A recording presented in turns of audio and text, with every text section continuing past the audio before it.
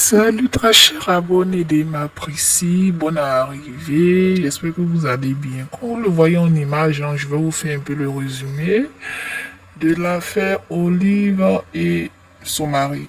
Oui, oui, le mariage qui avait fait sensation sur la toile ivoirienne dans le mois de décembre. Et malheureusement, en janvier, tout le monde était assis un beau matin, les dossiers sortent pour dire oui, il y a un monsieur Olive Ryan, pardon. Il y a un monsieur, oui, qui sortait avec une fille du quartier. Il a laissé sa copine de longue date pour aller prendre une qui a une boutique dans les environs et en moins de 3 mois de relation, il a demandé en mariage en prenant un crédit de 10 millions. C'est ce que les gens disaient. Dans le fond, je vais vous dire ce qui s'est réellement passé.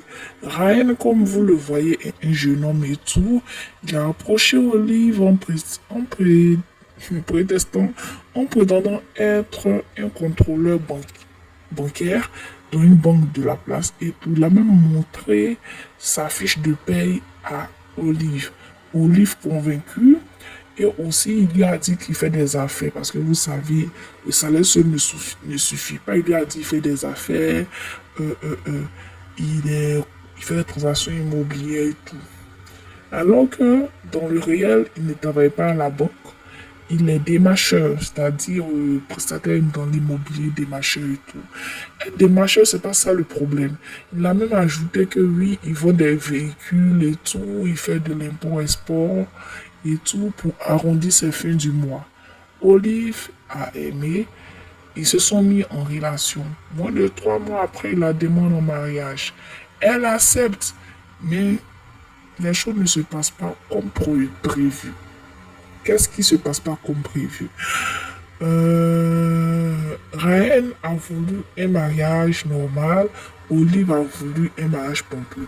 Ryan aussi a voulu faire plaisir à sa bien-aimée, mais malheureusement, je dis bien malheureusement, tout s'est pas passé comme prévu. Comme vous le voyez ici en image, un Snapchat, elle a essayé de s'exprimer tout parce que beaucoup de personnes la traitaient de michetonneuse et tout, que c'est parce qu'elle a voulu un mariage pompeux qu'il allait prendre crédit pour la marier. Elle dit qu'elle n'a pas voulu un mariage pompeux et tout, que c'est Ryan qui a voulu mettre la barre haute et tout. Ryan aussi dit que c'est elle aussi qui a voulu mettre la barre haute. Elle a même dit que Ryan, la veille du mariage, est venu en pleurant pour lui dire que lui, son papa a dépenser l'argent de la dot et tout. Donc, il n'y a pas l'argent pour l'épargne et la dot. Donc, elle, au lieu, elle a pas dit pour sa maman, sa maman a donné l'argent pour qu'elle puisse acheter des pagnes au marché pour venir, elle se doter. Mais on peut faire ça. Après, pendant les préparatifs, le jour du mariage, elle s'est rendue compte que des prestataires venaient pendant le mariage demander leur paye, c'est-à-dire des prestataires n'avaient pas été payés, que ce soit pour les chapiteaux, que ce soit pour la décoration. Elle a même eu des amis qui ont fait des cadeaux en liquide, ont lui versé de l'argent de plus de 5 millions, elle en est dans les 5 millions pour payer les prestataires du mariage. Mariage c'est forcé. C'est oublié de faire un mariage pompeux. En tout cas, nous on était assis ici et puis ils sont venus nous raconter. C'est à l'heure où vous parlez là, quitter le domicile familial.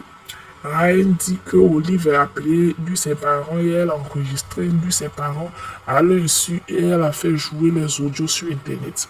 Si on se base sur ça, il peut porter plainte.